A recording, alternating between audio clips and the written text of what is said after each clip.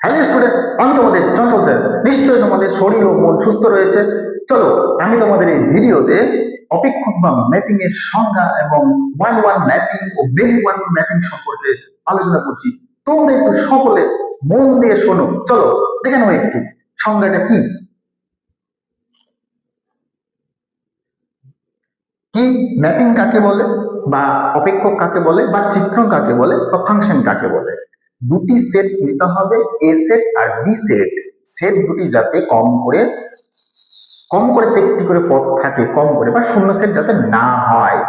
তাহলে এ সেটের পদগুলি একটা নির্দিষ্ট নিয়মের দ্বারা বি সেটের পদের সাথে কানেক্টেড হবে, সেটাকেই বলা হয় সেট। কিন্তু মাথায় রাখতে হবে, এ সেটের প্রত্যেকটা পদের সাথে বি সেটের কোনো না কোনো পদ কানেক্টেড থাকতেই হবে সেই নিয়মটা দ্বারা। সেই নিয়মটাকেই বলা হয় চিত্রণ বা ম্যাপিং বা অপেক্ষক ফাংশন। তো চলো একটু দেখে নাও বইয়ে কি রয়েছে তোমাদের সংজ্ঞায়।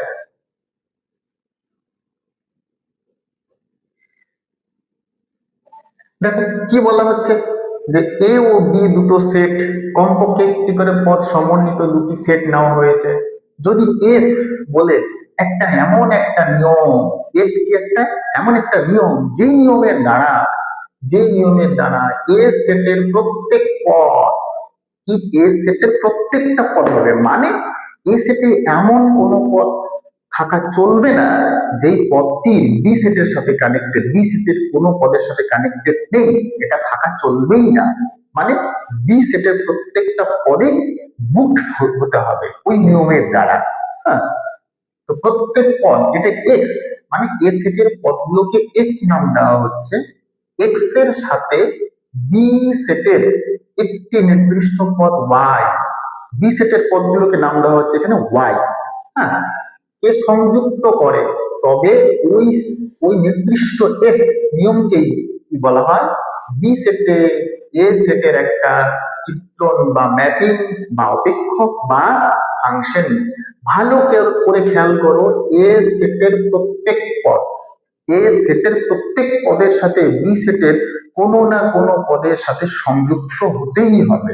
হ্যাঁ, কিন্তু দেখো কখনো কি লেখা রয়েছে যে বি সেটের প্রত্যেক পদ হতে হবে?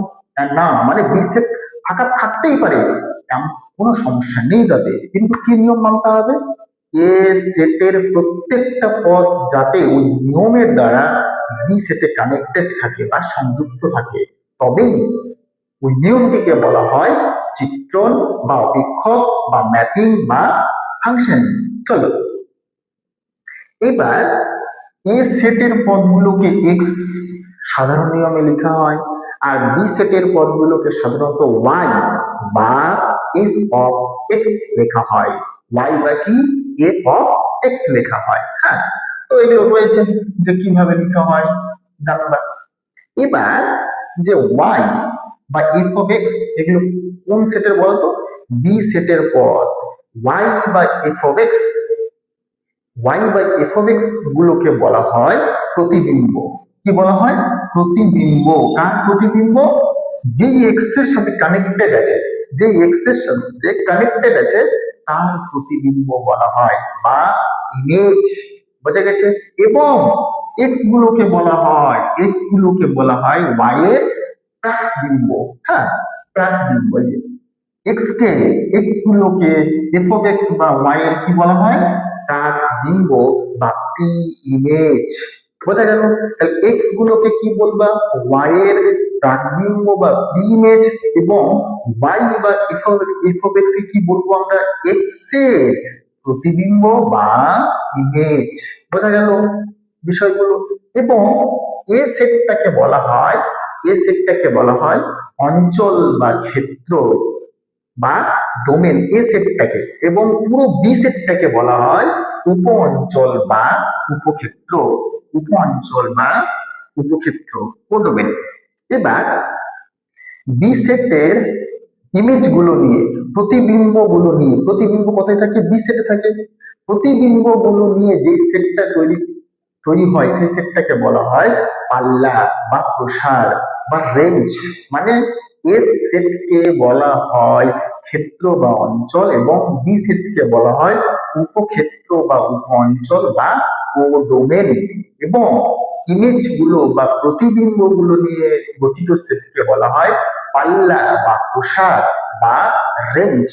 চলো একটা উদাহরণের মাধ্যমে বুঝিয়ে দিচ্ছি। দেখো এখানে কি শিখলাম, চিত্রণ বা ম্যাপিং অপেক্ষক বা ফাংশনের সংজ্ঞা দেখি দুটো সেট থাকতে হবে, এ সেট আর বি সেট। এ সেটের প্রত্যেকটা পদের সাথে বি সেটে কোনো না কোনো পদের সাথে সংযুক্ত থাকতে হবে এমন একটা নিয়ম দ্বারা সেই নিয়মটাকে বলা হয় চিত্রণ বা অপেক্ষক।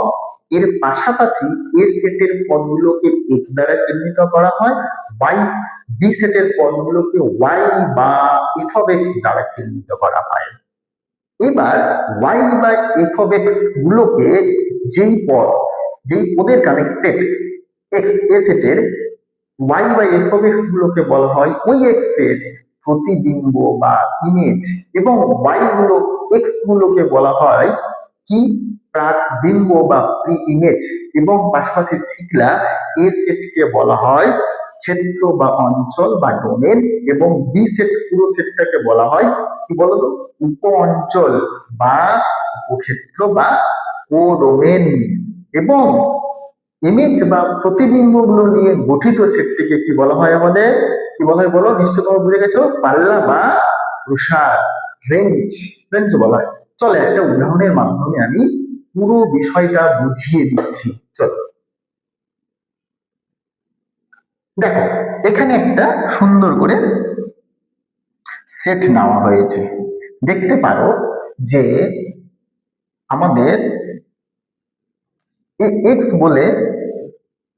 বলে একটা সেট নিয়েছে যেখানে চারটি পদ রয়েছে, -1 -2 2 আর 3। y বলে একটা সেট নেওয়া হয়েছে আর এফ অফ এক্স বলে একটা নিয়ম দেওয়া হয়েছে। নিয়মটা কি, এক্স স্কোয়ার প্লাস 1। এই যে প্রথম সেটের বিন্দুগুলোকে এক্স ধরা হয় আর পরের সেটের বিন্দুগুলোকে ওয়াই বা কি এফ অফ এক্স। মানে এক্স এর জায়গায় -1 পুট করে দেখবো আমরা এফ অফ -1টা কোথায় যাচ্ছে। খেয়াল করে দেখো, -1 এক্স মানে 1 প্লাস 1 মানে কত 2, মানে -1টা 2 তে যাচ্ছে। দেখো একটা ছবির মাধ্যমে বোঝানো হচ্ছে। দেখো এক্স সেটটা নেওয়া হয়েছে, এক্স সেটের মধ্যে বিন্দুগুলো নেওয়া হয়েছে -1 -2 2 আর 3।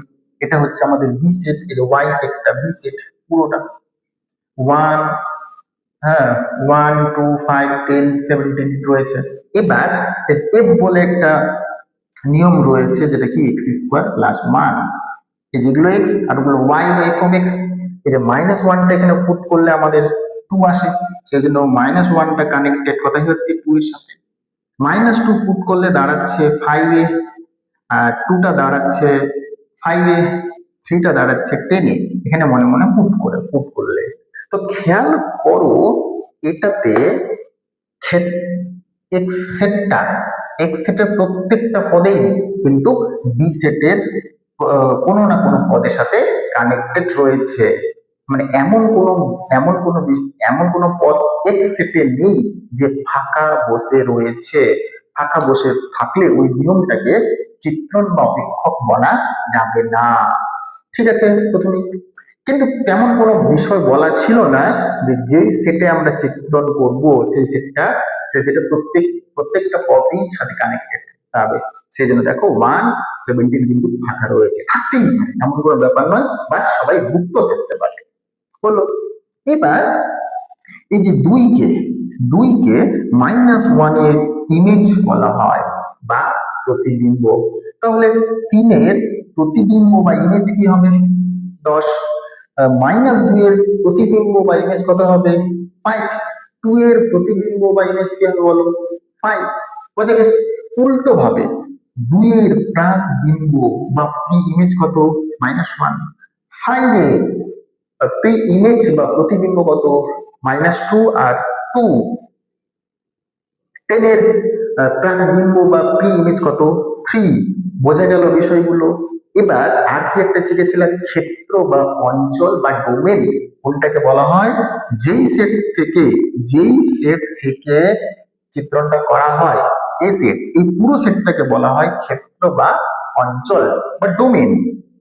Domain, domain. হ্যাঁ, আর এই বি সেটটাকে বলা হয় কি উপক্ষেত্র বা উপ অঞ্চল, মানে কি কোডোমেন, কোডোমেন। ঠিক আছে। আর দেখো ইমেজ গুলো নিয়ে বা প্রতিবিম্ব, এখানে প্রতিবিম্বকে 2, 5, 10 মানে যারা কানেক্টেড আছে তাদেরকে প্রতিবিম্ব বলা হয়। যেমন এখানে 1 আর 17 কিন্তু কানেক্টেড নেই, তাহলে এগুলো কারো প্রতিবিম্ব নয়। তার মানে এই 2, 5 আর 10 এরা হলো প্রতিবিম্ব। এগুলো দ্বারা গঠিত সেটটিকেই বলা হয় রেঞ্জ বা পাল্লা বা প্রসার। তাহলে কি হবে, range of F equal to 2, 5, 10 আমার এই উদাহরণের বেসিসে। আশা করছি তোমাদের চিত্রণের সংজ্ঞা, প্রতিবিম্ব, প্রাকবিম্ব, হ্যাঁ, পাশাপাশি ক্ষেত্র, পাল্লা, উপক্ষেত্র, এই কনসেপ্ট গুলো ক্লিয়ার হয়ে গেছে। তবুও যদি কোনো সমস্যা থাকে তোমরা অবশ্যই আমাকে কমেন্ট করে জানাবে, আমি নাহলে নতুন কোনো এক ভিডিও বানিয়ে আবার বসিয়ে দেবো তোমাদের। চলো নেক্সট, এবার আমরা চিত্রণের মধ্যে আজ 1-1 চিত্রণ বা 1-1 ম্যাপিং বা 1-1 ফাংশন আমি বুঝিয়ে দিচ্ছি তোমাদের। 1-1 কে কি বলা হয়, এক এক বা ইনজেক্টিভ বা ইনজেকশন। কি কি বলা হয়, 1-1 এক এক বা 1-1 ইনজেকশন বা ইনজেক্টিভ।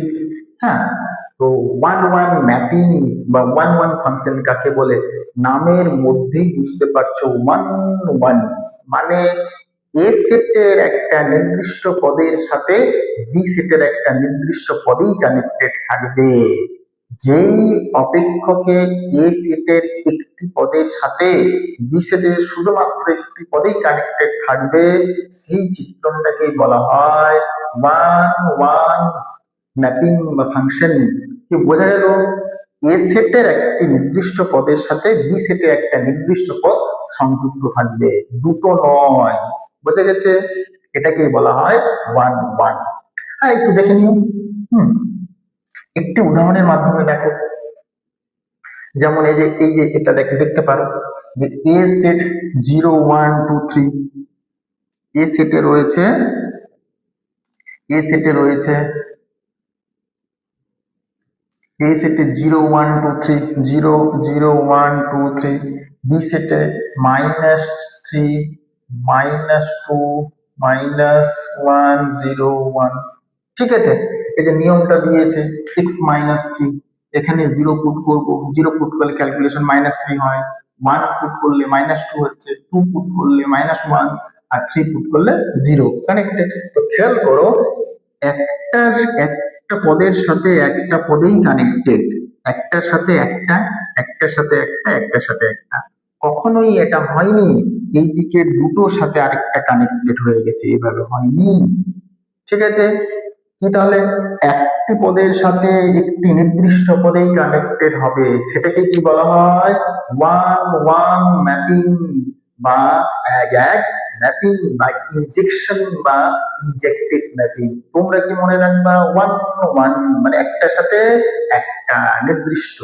বোঝা গেছে, এটাকে বলা হয় 1-1 ম্যাপিং। চলো নেক্সট, বহু এক মানে মেনি ওয়ান নামের মধ্যে বুঝতে পারছো, মেনি ওয়ান মানে মেনি।